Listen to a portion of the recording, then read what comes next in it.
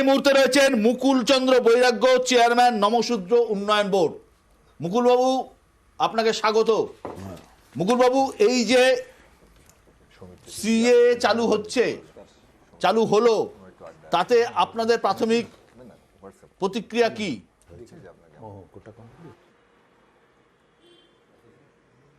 আমাদের প্রাথমিক প্রক্রিয়া হচ্ছে এই সিএ, এটা যে আইন, এই আইনের যে কপি, এই কপি পড়ে আমরা যেটা উপলব্ধি করছি যে এটা নাগরিকত্ব দেওয়ার আইন নয়, এটা হচ্ছে ওপার বাংলা থেকে আসা বাংলাদেশিদের চিহ্নিত করার আইন। কারণ যে অ্যাপ্লিকেশনটা করব আমরা, সেই অ্যাপ্লিকেশনের মধ্যে এবং প্রত্যেকটা এফিডেভিটের মধ্যে আমাকে শিডিউল 1A এর যে কোনো একটা কপি সাবমিট করতে হবে। এই শিডিউল 1 এর মধ্যে যে কাগজগুলো আমাকে সাবমিট করতে হবে, যে কোনো একটা, সবগুলোই বাংলাদেশের কাগজ। কি কি আছে তার মধ্যে? তার মধ্যে আছে বাংলাদেশের পাসপোর্ট, বাংলাদেশের বার্থ সার্টিফিকেট, বাংলাদেশের স্কুল সার্টিফিকেট, আইডেন্টি কার্ড, বিভিন্ন কিছু, জমির কাগজ, বিভিন্ন কিছু। এখন আমার কথা হচ্ছে, আমরা যারা আবেদন করব এখানে, এই কাগজগুলো আমরা কোথায় পাবো এবং এই কাগজগুলোর ইনকোয়ারি কারা করবে, যে এটা কি সত্যি বা এটা কি অরিজিনাল না ডুপ্লিকেট, এই ইনকোয়ারি কারা করবে? বাংলাদেশের কাগজের ইনকোয়ারি নিশ্চয়ই আমাদের ভারত সরকার করতে পারবে না। আর সেই বাংলাদেশ সরকার সরাসরি বিভিন্ন সময় বক্তৃতার মাধ্যমে, প্রেস বিজ্ঞপ্তি দিয়ে তারা জানিয়েছে যে বাংলাদেশ থেকে একজন মানুষও ভারতে প্রবেশ করেনি। তাহলে বাংলাদেশ তো স্বীকারই করছে না যে আমার দেশ থেকে কোনো মানুষ ওখানে গিয়েছে, তাহলে সেই দেশের কাগজপত্রের ভেরিফিকেশন কারা করবে? এই হচ্ছে একটা। দ্বিতীয় কথা হচ্ছে, আমার কাছে একটা জয়েন্ট পার্লামেন্টারি কমিটির একটা রিপোর্ট আছে। এই আইনটা পাশ হওয়ার আগে জয়েন্ট পার্লামেন্টারি কমিটিতে এই আইনটাকে বিশ্লেষণ করার জন্য দেওয়া হয়েছিল। সেই জয়েন্ট পার্লামেন্টারি কমিটি আমাদের ভারতবর্ষের সেন্ট্রাল আইবির কাছে জানতে চেয়েছিল যে এই আইনে কতজন লোক এই আইনে নাগরিকত্ব পাবে। দেখুন, একদম পরিষ্কার তার মধ্যে লেখা রয়েছে। সেন্ট্রাল আইবি জানিয়েছে এই আইনের ফলে ওটা পড়া যাচ্ছে না, আপনি বলুন। পড়া যাচ্ছে না ওটা, আপনি বলুন। হ্যাঁ, এই এর মধ্যে পরিষ্কার লেখা আছে, সেন্ট্রাল আইবি রিপোর্ট দিয়ে জানিয়েছে ভারত জয়েন্ট পার্লামেন্টারি কমিটিকে যে এই যে আইন, এই আইনের ফলে 31,313 জনের বেশি নাগরিকত্ব পাবে না। একদম পরিষ্কার ভাবে এটা সেন্ট্রাল আইবি রিপোর্ট মারফত জানিয়ে দিয়েছে। এবং আরো বেশি আশ্চর্যের বিষয় যে তাদের মধ্যে হিন্দু হচ্ছে 25,447 জন, শিখ হচ্ছে 5,807 জন। কিন্তু এই যে হিন্দুদের মধ্যে আমাদের পশ্চিমবঙ্গের হিন্দু মাত্র হচ্ছে 216 জন। এরা হচ্ছে এই আইনের ফলে নাগরিকত্ব পাবে, যেটা সেন্ট্রাল গভর্নমেন্টের আইবি রিপোর্টের মাধ্যমে আমাদের এখানে জানিয়ে দেওয়া হয়েছে। তো আমরা সেই জন্য বলছি যে এই যে আইন যেটা বলা হয়েছে বা করা হয়েছে, এর মধ্যে যে ডকুমেন্টগুলো চাওয়া হয়েছে, এই ডকুমেন্টগুলোর মাধ্যমে ওপার বাংলা থেকে আসা বাংলাদেশিদেরকে নাগরিকত্ব দেওয়ার মধ্যে বাংলাদেশে চিহ্নিত করা হবে। আর একটা কথা আমি বলে রাখি যে এই আইনটা, এটা হচ্ছে স্বরাষ্ট্রমন্ত্রী, উনি এর আগে আমাদের পশ্চিমবঙ্গে এসে বারবার বলে গেছেন যে ক্রোনোলজি ফলো কিজিয়ে, পহলে সিএ হোগা ফের এনআরসি হোগা। এবারে এই সিএ তে যে ডকুমেন্টগুলো চেয়েছে, আমরা যদি আবেদন করি, আবেদন করার সঙ্গে সঙ্গে আমরা বাংলাদেশে চিহ্নিত হয়ে যাব, কিন্তু আমাদের নাগরিকত্ব পাওয়া অত্যন্ত দুষ্কর, কারণ এই ডকুমেন্টের ভেরিফিকেশন হবে না। তারপর আসবে এনআরসি, ওই এনআরসি তে আমরা কিন্তু ওখানে আটকা পড়ে যাব। স্বরাষ্ট্রমন্ত্রীর বক্তব্য একদম সঠিক, একদম, যে পহলে সিএ হোগা ফের এনআরসি হোগা। এনআরসি হলে ওপার বাংলা থেকে 2,87,00,000 মুকুল বৈরাগ্যর বক্তব্য, শুভময়দা, সিএ রাস্তা ধরে, সিএ এর পথ ধরে এনআরসি আসবে। দেখুন, বিজেপির যে রাজনৈতিক ভাবনা, একটা হিন্দু রাষ্ট্রবাদের যে ভাবনা, সেই ভাবনার আরেকটা অংশ হচ্ছে ডেলিভারি। নরেন্দ্র মোদী মহাশয়ও কিছুদিন আগে বলেছেন যে সমস্ত কাজ নাকি এতদিন হয়নি, একটা সময়ের মধ্যে হয়েছে, কিছু তথ্য পরিসংখ্যানও দিয়েছেন। মূল হচ্ছে 370 ধারা খারিজ কাশ্মীরে, রাম মন্দির সংক্রান্ত বক্তব্য, এবং তার সঙ্গে সিএএ ছিল। অর্থাৎ শুধুমাত্র পশ্চিমবঙ্গ বা আসামের আসনগুলো কিন্তু নয়, তার সঙ্গে এই ঘটনাটি ঘটানোর একটা প্রয়োজন ছিল ডেলিভারি দেখানোর, একটা জায়গায় যাওয়া। অর্থাৎ আজকে বাইরের লোকরা দেখবে যে দেখো হিন্দু রাষ্ট্রবাদের যে বক্তব্য, সেই জায়গাটাকে আমি আরেকটা প্রমাণ হিসেবে দিচ্ছি। তার জন্য এই সাধারণ মানুষদের আপাতত কি হবে মনে হচ্ছে, যেটা এই নির্বাচনের পর বিজেপি জিতুক কি হারুক তারপর তারা ভাববেন, কিন্তু আমার মনে হয় এই মুহূর্তে শুধুমাত্র নির্বাচনের বিষয়টিতে প্রভাব ফেলা এটা ছাড়া একদম প্রথম এখানে থেকে বললাম। আর বোধহয় কোনো রকম বিষয় নিয়ে তো বিজেপির লাভও হতে পারে। রাজনৈতিক কৌশল তো থাকবেই, বিজেপি তো রাজনীতি করতে এসেছে, রামকৃষ্ণ মিশন নয়। দেখুন এটা তো ঘটনা যে মহিলা বিল বিজেপি লাভ হবে না ক্ষতি হবে, লাভ হবে না ক্ষতি হবে। দেখুন সেটা দেখুন আমি এখানে বসে বলবো না, কারণ এটা মানুষ বিচার করবেন, তবে আমরা চাই ক্ষতি হোক। আমি একটা কথা বলি বিশ্বদা আপনাকে, দেখুন আমি ভুল হলে আপনি সংশোধন করে দেবেন। মহিলা বিল যখন বিজেপি আনলো তখন একটা বলার চেষ্টা করেছিল যে আমরা এবার এমন একটা তুরুপের তাস আনছি সামনে, পুরো সবাইকে সাইড করে দেবো। দেখা গেল ভারতের প্রতিটা রাজনৈতিক দল মহিলা বিলকে সমর্থন করলো, যে কারণে কোনো মাইলে যখন থেকে বিজেপির পাওয়ার সুযোগ হলো না, সবাই মিলে গোটা পার্লামেন্ট হাত তুলে ওটাকে পাস করালো। এমন নয় যে কারোর বিরুদ্ধে লড়ে কাউকে ভিলেন বানিয়ে বিজেপি ওটাকে করলো। এবার 2 নম্বর কথা হচ্ছে, তারপরে আসলো রাম মন্দির। ডেফিনেটলি ওনারা উদ্বোধন করেছেন, আমি বিজেপিকে দোষ দেবো না, ওনাদের এটা বহু বছরের একটা ঘোষিত ইয়ে, এবং সেটা একটা সমর্থন পেয়েছে, মানুষের আদালত রায় দিয়েছে, ওরা করেছেন। তাতে বিজেপি বলতেই পারে ভাই তোমার পছন্দ না হলেও কিছু করার নেই, আমি আমার যেটা বলেছিলাম, যে শুভময়দাও বললো আমি যেটা বলেছিলাম আমি সেটাকে ডেলিভার করেছি। কিন্তু যেটা যদি রাম মন্দিরের অভিঘাতটা বিজেপিকে এই ভোটটাকে পার করার দেওয়ার পক্ষে যথেষ্ট হতো, আমার ধারণা বিজেপি হয়তো একটা তুরুপের, এটা আমি বলছি, বিরোধী আমার সাথে একমত নাও হতে পারেন দেবজিৎ দা বা বিজেপির কেউ, তাহলে এই তুরুপের তাসটা নতুন করে ভোট ডিক্লেয়ার হওয়ার কয়েক ঘন্টা আগে দরকার হতো না। কারণ এইটা তো ঘটনা, যে বিল 2019-এর ডিসেম্বরে পাস হয়, যে কোভিডের কথা ওটা বলছে, ওমিক্রনের শেষ ওয়েভটা দেশ থেকে চলে গেছে 2022-এর জানুয়ারির মধ্যে, তার জন্য আজকে 2024-এর মার্চ অব্দি অপেক্ষা করা দরকার ছিল। এটা তো ঠিকই যে 51 মাস অপেক্ষা করতে হয়েছে, এবং আমি যেটা আবার বললাম প্রথম থেকে, দেখুন আমি বলেছি যে এটা ভোটের গিমিক ছাড়া আর কিছু না। কারণ এই যে 2-3 দিনের মধ্যে মানুষ এখন বুঝতেই তার 3-4 দিন লেগে যাবে, তার মধ্যে ভোট ডিক্লেয়ার হয়ে যাবে, মানুষ পুরো কোড অফ কন্ডাক্টে চলে যাবে। লাভটা বিজেপি ভাবছে যে হয়তো এই সিএ দিয়ে তারা ভোট বাক্সে ডিভিডেন্ড তুলবে, কিন্তু আমি আপনাকে বলছি এর মধ্যে যে কনফিউশন আছে, মানুষ কিন্তু, যদি আমি আবার বলবো গণতন্ত্রের মানুষই শেষ কথা, মানুষও এত বোকা নয়, তারাও কিন্তু সবটা উপলব্ধি করেই ভোটটা দেবে। ব্যাকফায়ার করবে না, একেবারেই নয়। মানুষ জানে, মানুষের দাবি অনুযায়ী এই কাজ করা হয়েছে। প্রথম কথা হচ্ছে যে, আবারও বলছি, যেসব 3টে বিষয় এরা বিরোধিতা করছে। প্রথম বিরোধিতার কারণ হচ্ছে তাহলে মুসলমানদের কি হবে, ওদের কি তাড়িয়ে দেওয়া হবে, এরকম একটা কথা। একেবারেই নয়। আমি আবারও বলছি, আবার অসত্য কথা বললেন। আমরা বলেছি রিলিজিয়াস গ্রাউন্ডে কংগ্রেস, আমি আমাদের না শুনুন, আমরা পরিষ্কারভাবে একটা কথা বলেছি, আমরা কখনো বলিনি মুসলমানদের তাড়ানোর কথা। আমরা একটা কথা বলেছি, ধর্মের ভিত্তিতে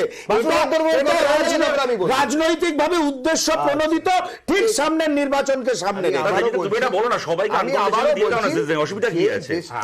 সমস্ত হিন্দু মানুষকে কেন আনকন্ডিশনালি দিয়ে দেওয়া হচ্ছে না, এটা তো বুঝতে পারছি না। নাগরিকত্ব দিয়ে দিন, হিন্দু এটাই তোমাদের মাইন্ডসেট।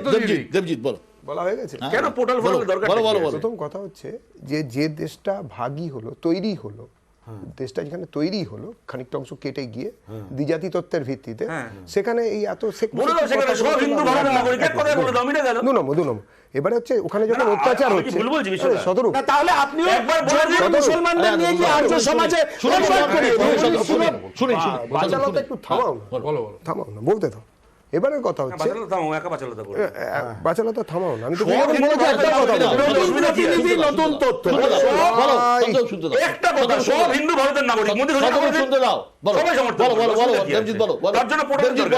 ওরা যদি জোর করে মুসলিমদের কনভার্ট করাতে পারতো, একা আছে, তোমরা অনেক বলছো, বলো বলো দেবজিৎ। আর কার কিছু বলার থাকে শুনেই বলো না। ছিল যে সমস্ত উদ্বাস্তু মানুষ যারা এসছেন তারা প্রত্যেকে ভারতের নাগরিক ঘোষণা করে দিলাম, মিটে গেল। আমরা কেউ বাঙালি উদ্বাস্তু, বাঙালি হিন্দু যারা বাংলায় পালিয়ে এসেছিল পূর্ববঙ্গ থেকে পশ্চিমবঙ্গে, তাদেরকে শতরূপরা এই বাংলাতেই থাকতে দেয়।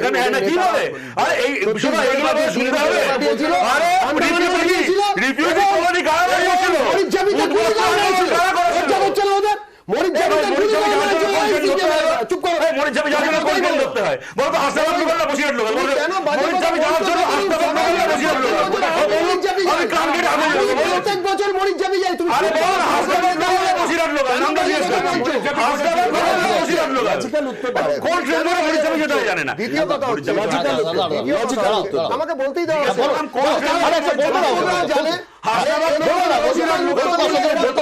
শতরূপ, বলতে সেই জন্য আমাকে বলতে দিচ্ছে না এবং বলতে দেবেও না। আরে বলো না, আরে বলো, বলতে দাও, মরিচ ঝাঁপি দাও। এই, আরে বলো বলো গোসাবা থেকে প্রত্যেকবার আমি মরিচঝাপি যাই গত 6 বছর ধরে, তোমাদের কোনো নেতা যায় এই তো না। 50 বললে, এখন আবার 6 হয়ে গেল। আমি আজ বলছি, বলতে এবার দাও, বলতে চলো। দাও। 50 বয়স যেটা বলার ও আগের বার বলো, আমি বলতে দাও, বলো না, আমার কথা হচ্ছে পরিষ্কার। আরে ছোট লোক নি তো সিপিএম এর রক্তে। হ্যাঁ, আমরা ছোট লোক, আমরা কি তোমরাই আনন্দ ব্রিটিশের বাজি জুতো দেবে। ধরে, জিভে রাখো, ব্রিটিশের জুতো দাগ লেগে একদম, গেছে। একদম। ব্রিটিশের জুতো আরে, ধরে আমার একদম, সবার একদম, আগে একদম। কে শুরু করলো? তোমাদের কোথায় কি লেগে আছে আমরা জানি। তোমাদের কোথায় কি লেগে আছে আমরা জানি। একেবারে ব্রিটিশের জুতো দাগ, ব্রিটিশের জুতো দাগ, ব্রিটিশের জুতো দাগ। নিজের আরে, পরিচয়ের তরিকাকে pregnant বানানো। ব্রিটিশের জুতো একজন দাগ, ভাবছেন, ভেতরে মুখে এই, ভেতরে। পার্সোনাল না, মুখের বলো, ভেতরে। বলো, ব্রিটিশের আরে, জুতো দাগ, বলো, মুখের ভেতরে। রাজনৈতিক কথা বলো। ব্রিটিশের জুতো দাগ, মুখের ভেতরে। এই আবার বলছি সিভিল ব্রিটিশের জুতো দাগ, মুখের ভেতরে। নিজের পরিচয়ের pregnant বানানো। ব্রিটিশের কে বানিয়েছে? কে বানিয়েছিল? কে দিলীপ ঘোষ? কে দিলীপ ঘোষ? কে দিলীপ ঘোষ? কে দিলীপ ঘোষ? এবার ডেমুত শতরূপ ডেমুত ডেমুত দিলীপ ঘোষ। না, এটাই ভাষা হবে। এটাই ভাষা হবে। এটাই ভাষা হবে। কার সিভিলিস হয়েছে কার কি দিলীপ ঘোষের হয়েছে চিকিৎসা করো। চিকিৎসা করো। কোনো ওষুধ বেরিয়ে চিকিৎসা করো। ডেমুতের হয়েছে চিকিৎসা করো। ডেমুতের হয়েছিল বলো। বলছি দেবজিৎ তোমাদের বলো। কারুর দেবজিৎ বলো। তুমি চিকিৎসা করো। ডেমুতের হয়েছিল আয়ুষ্মান ভারতের 6 টাকা দিলীপ ঘোষের ছিল। থেকে ঘুরিয়ে দেওয়ার চেষ্টা চলছে। কিছু নেই। যেটা কাজের জিনিস সেটা হচ্ছে বারবার বলছি মানুষ চেয়েছে মতুয়াদের চাহিদা এবং সাধারণ মানুষের চাহিদা যারা কিনা ওপার বাংলা থেকে পাকিস্তান এবং বাংলাদেশ থেকে শুধুমাত্র হিন্দু হওয়ার জন্য বা অমুসলিম হওয়ার জন্য যারা অত্যাচারিত হয়ে রোজ এখানে চলে আসতে বাধ্য হচ্ছে এবং ভবিষ্যতেও হবেন বলে আমরা মনে করি, আজ রাতেও হবেন। দূর মানে যারা মানুষ পাচার করেন তাদের থ্রু দিয়ে আসার চেষ্টা করছেন ইত্যাদি। এটা শুধু আমাদের কথা নয়, ইন্দ্রজিৎ গুপ্ত বলেছিলেন সংসদে, সোমনাথ চট্টোপাধ্যায়ের সময় সোমনাথ চট্টোপাধ্যায় একাধিকবার বলেছেন এবং সেটা রেকর্ডেড। এই নিয়ে কোনো সন্দেহ নেই যে ওপার বাংলা থেকে হিন্দুরা বা অমুসলিমরা এটা নিয়ে পালাতে বাধ্য সন্দেহ হয়েছে। প্রকাশ করেছে। কিন্তু যেটা আমাদের বলার Oppressed যে মুসলমান এই হলে লোকগুলোকে অসুবিধা আছে? আবার বলছি মুসলমান কান্ট্রিতে মুসলমানরা অত্যাচার আছে। তিনি আসবেন, সেরকম আছে। তিনি 15 বছরের যে বা 10 বছরের যে স্ট্যাটুটারি পিরিয়ড আছে সেই অনুযায়ী তারা কিন্তু বাধা দিচ্ছে না। আমি- আমরা আমি- বাধা দিচ্ছি না। আমি একটু শুনবো। না, দিচ্ছি না। কিন্তু সরাসরি হিন্দুত্বের কারণে তিনি অত্যাচারিত হয়েছে। ভারতের দায়িত্ব, ভারতের দায়িত্ব, ভারতবর্ষে পরিবেশের আনন্দ স্বরাষ্ট্রমন্ত্রী অমিত শাহ কি বলছেন? কিছুই বলছি। हमने कहा था हम सीएए लाएंगे। आजादी के वक्त से कांग्रेस पार्टी और हमारे संविधान निर्माताओं का वादा था कि बांग्लादेश, अफगानिस्तान और पाकिस्तान से जो शरणार्थी आएंगे, जो वहां की प्रताड़ना झेल कर आएंगे, उसको हम नागरिकता देंगे। मगर तुष्टीकरण की, वोट बैंक की राजनीति के कारण कांग्रेस पार्टी इसका विरोध करती थी। नरेंद्र मोदी जी ने हिंदू, बौद्ध, जैन, ये सारे सिख, ये सारे लोगों को नागरिकता देकर उनका सम्मान करने का काम नरेंद्र मोदी जी ने किया। कल से इस देश में आया हुआ हर एक शरणार्थी मेरे और आपके जितना ही अधिकारी है। খোঁজ করছি। হিন্দুদের উপরে কোনো অত্যাচার নেই। দেখো, বিষয়টা আপনি দেখুন, শুরু থেকে এটা ইতিহাসে লেখা আছে, আসবো। যে অস্বীকার করবে তাকে লোকে পাগল বলবে। হিন্দুরা ওখানে অত্যাচারিত হয়ে সবাই এখানে জানে। এসছে, না সত্যি। হ্যাঁ। একটা বেসিক প্রশ্ন করা হচ্ছে যে তারা প্রত্যেকে কেন ভারতের নাগরিক বলে ঘোষিত হচ্ছে, একদম। কেন কাগজ চাওয়া আসবো, হচ্ছে? আসবো, আসবো। আমার প্রশ্ন, আমার কেন form fill up করবে? সুমনকে বলতে দাও। সুমন, এ কি অদ্ভুত কথা? সুমন, এই যে অমিত শাহজি বললেন কংগ্রেস নেগলেক্ট করেছে, কংগ্রেস এইটাকে এড়িয়ে গেছে এতদিন পর্যন্ত। না, ওনার কংগ্রেস নেগলেক্ট করেছে, কংগ্রেস এড়িয়ে গেছে, এই বিষয়টা শুধু অমিত শাহজি বলেননি, আমাদের প্যানেলে আজকে প্রফেসর শুভময় মৈত্রও বলেছে। আমার বক্তব্য একটাই, এক একটা সময়ের এক একটা রাজনৈতিক প্রেক্ষিত থাকে। কংগ্রেস কি, ওয়েট করো, কংগ্রেস কি কারণে কোন সময়ে কি কি অ্যামেন্ডমেন্ট এনেছিল, কি করেছিল, সেটার জন্য আপনাকে একটা 65 বছরের একটা রাজনৈতিক দলের গভর্নেন্স কিভাবে চলেছিল তার জন্য আপনাকে সময় দিয়ে আলাদা প্যানেল করতে হবে। কিন্তু কংগ্রেস এখন যেটা বলছে, এবং ধর্মনিরপেক্ষ প্রগতিশীল দলগুলো এখন যেটা বলছে, তোমরা সিএ আনো, নির্যাতিত মানুষকে স্থান দাও, নাগরিকত্ব দাও, কিন্তু ভারতবর্ষের সংবিধানের যে সেকুলার ফ্যাব্রিক ফ্যাব্রিক আছে সেটাকে নষ্ট করে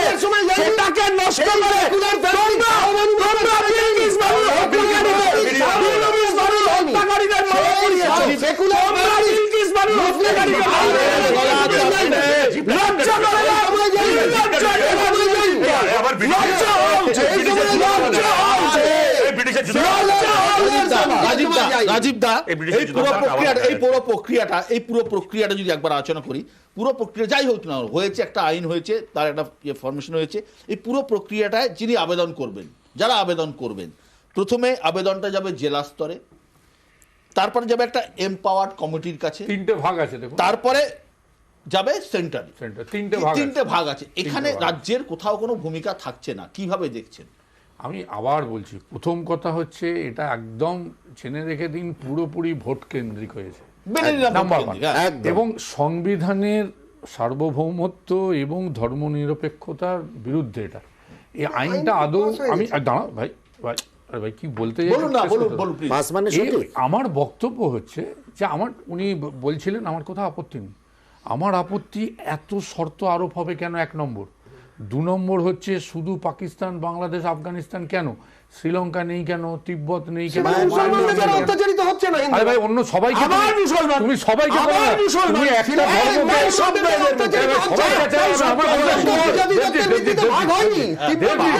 একটা দেবজি শুনতে শুনতে হবে, ধৈর্য ধরতে শেখো।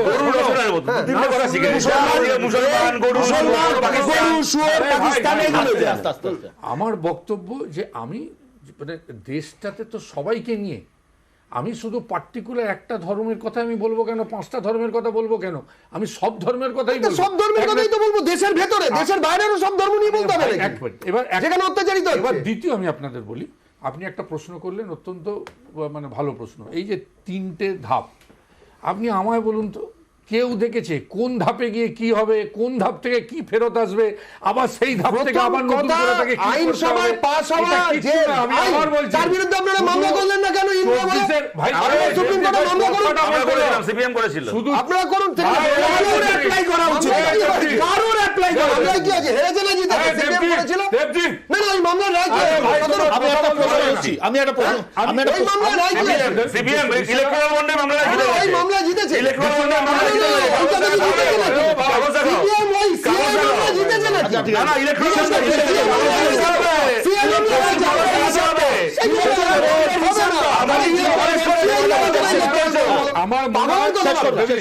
আমার মনে হয়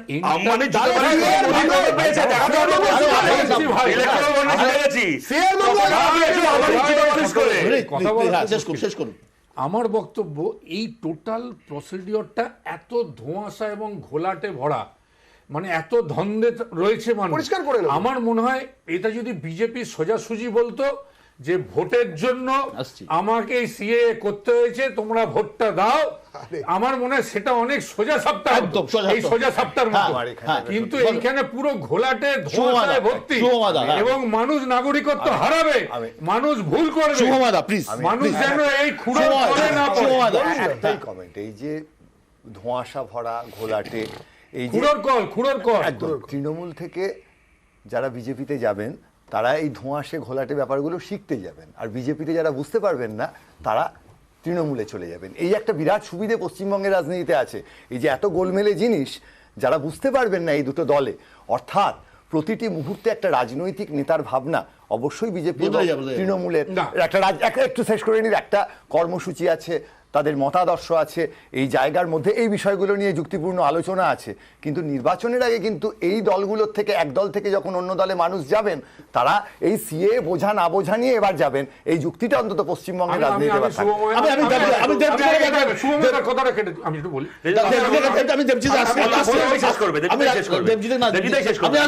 আমি একটা প্রশ্ন নিয়ে আসবো দেবজিৎ। ও তাই উত্তর দিয়ে শেষ করবে না, তুমি বলছিলে তোমার পূর্বপুরুষ পূর্ববঙ্গ থেকে এসেছে, একদম তাই তো, তুমি কি অ্যাপ্লাই করছো?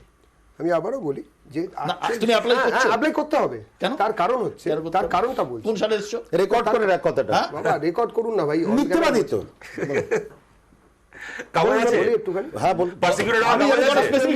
আমি পূর্ববঙ্গ থেকে আসালো, এক লাইন আমাকে বলতে দাও। হ্যাঁ আমি বুঝেছি, বলো। 47 নভেম্বরে আওয়াজ চলে গেল, আমার ঠাকুরদা আমার ঠাকুরদা আরে এটা ওদের এখন তোমাদের কি কাছে করবে? হাসির জিনিস হতে পারে ভাই।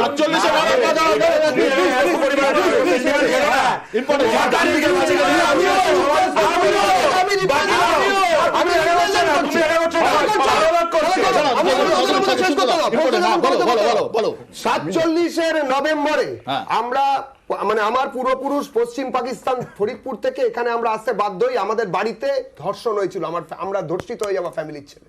এই এরকম অবস্থা সবারই হয়েছিল, কেউ এখানে একটা সিন্ডিকেটের ব্যবসা করতে বা লাল পতাকা নিয়ে মিছিল করার জন্য এখানে আসেননি, ওই জন্য আমরা এসেছিলাম। আবার এটাও ঘটনা। এবারে আমরা বলতে এইবারে আমাদের কাছে যে কাগজ আছে সেটা হচ্ছে আমরা যখন ওপার থেকে এপারে আসি, মানে আমার ঠাকুরদা যখন আসেন তখন আমাদের এপারে একটা কাগজের ছাপ মেরে ধুবুলিয়া উদ্বাস্তু ক্যাম্পে আমাদের থাকতে দেওয়া হয়।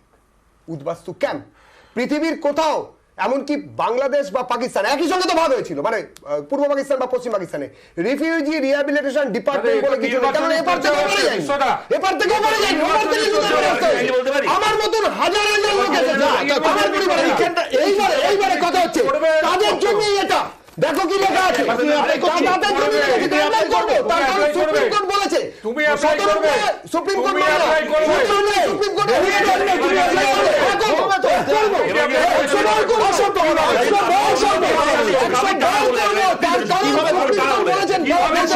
সুপ্রিম কোর্ট বলেছেন, বিশ্বদা আগে শুনে নাও, সুপ্রিম কোর্ট বলেছেন কিভাবে আধার কার্ড, প্যান কার্ড এগুলো কোনোটাই এই জন্যই এনআরসি আসবে, এই জন্যই এনআরসি আসবে, প্রত্যেককে সবাইকে এনআরসি হতে হবে, এটাই হচ্ছে কথা।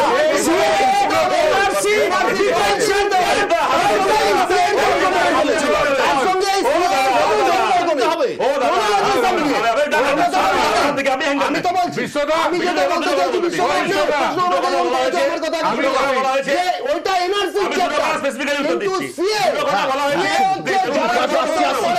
যারা 14 আগে অব্দি, যারা এইভাবে এসেছে 55 পর থেকে, তারা করবে সবাই, ঠিক আছে, 71 পর থেকে 14 আগে অব্দি, এটা কথা বললো 71 এটা কথা বললো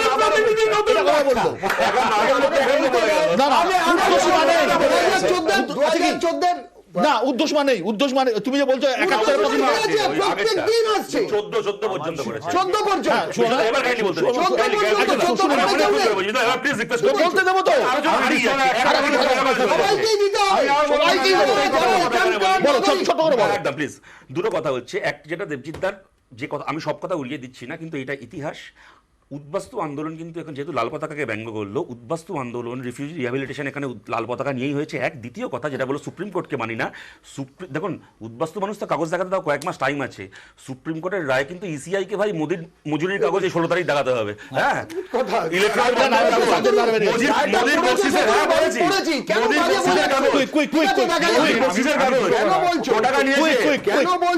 আম্বানি ছেলের বিয়েতে টাকা নিয়েছে, ছেলের বিয়েতে টাকা নিয়েছে। সিএ নিয়ে মানুষ ইলেকট্রাল বন্ডের কাগজ তোমার কাগজ রেডি করো, ইলেকট্রাল বন্ডের পরে সব দেখা যাবে।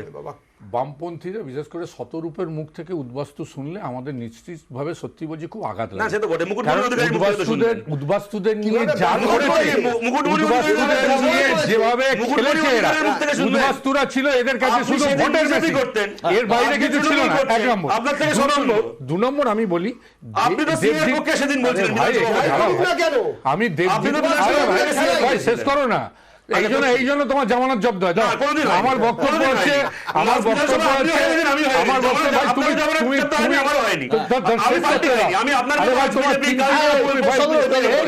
তোমার পার্সোনাল অ্যাটাকে যাও। আমার বক্তব্য হচ্ছে দেবজিৎ আলটিমেটলি কিন্তু দেবজিতের ঝুলি থেকে বেড়াল বেরিয়ে পড়লো। ও কিন্তু খুঁড়োর কল যে কথাটা আমি বললাম ও কিন্তু বলে দিল যে সিএ হাত ধরে এনআরসি আসবে। আরে ভাই প্রথমে আমি বলে দিয়েছি, বলতে দাও না। আরে ভাই এনআরসির কোনো বিল বলতে দাও। এবার ও কিন্তু এইটা স্পষ্ট করে দেখো, আমরা কেন আনবো, এটা তো আপনাদের স্পষ্ট করে বলেছেন ভাই, তুমি স্পষ্ট করে বলেছো। 2 নম্বর শেষ করে দিচ্ছি। ও একটু আগে বললো যে আমি জমা দেবো কি আমি জমা দেবো ভোটার বিধানসভা কার্ড, CA এর পক্ষে আমি ছিলেন, জমা এটা দেবো জিজ্ঞেস করছি। আধার কার্ড, না, আমি জমা দেবো বিধানসভা সবকিছু। CA এর পক্ষে বলে তার দিন। মানে তার মানে এবং আমাদের একটা এবার affidavit, যারা আমি অপর থেকে বিধানসভা চালিয়ে গেছে তাদের তার মানে- affidavit দিতে হবে। তার মানে এই যে বুঝছেন না তিনটে আপনারা? রাজীবদা, বিধানসভা Affidavit দিতে হবে। এই তিনটে বিধানসভা জিনিসে তো নাগরিকত্ব নিয়েই অপমান করে দিচ্ছে। শুভমাদা, নাগরিকত্ব শুভমাদা, রয়েছে। এই পুরো আলোচনাতে এতটাই কনফিউজ। শুভময়দের কাছে যাওয়ার এক লাইন, সব টেকনিক্যাল ডিটেলস নিয়ে আলোচনা হলো। মুকুলবাবু খুব সুন্দর বলেছে যে যারা ওপার থেকে এসেছিল এটা তাদের আইডেন্টিফাই করার বিল। সবচেয়ে বড় কথা হচ্ছে খুব কনসিয়াসলি নতুন করে যখন নরেন্দ্র মোদী মানুষের ছাদ এবং পেটের খাদ্য নিয়ে বিপদগ্রস্ত মানুষ আঙুল তুলছে, নতুন করে হিন্দু ভোট কনসলিডেশন করার এটাও শুভমাদা, পুরো জিনিসটাতে, পুরো বিষয়টাতে যে আলোচনা আমরা করলাম, পুরো বিষয়টাতে একটা ধোঁয়াশা তো আছেই, কিন্তু দেবজিৎ স্পষ্ট করে দিল যে এই সিএ এর পিছু পিছু এনআরসি আছে।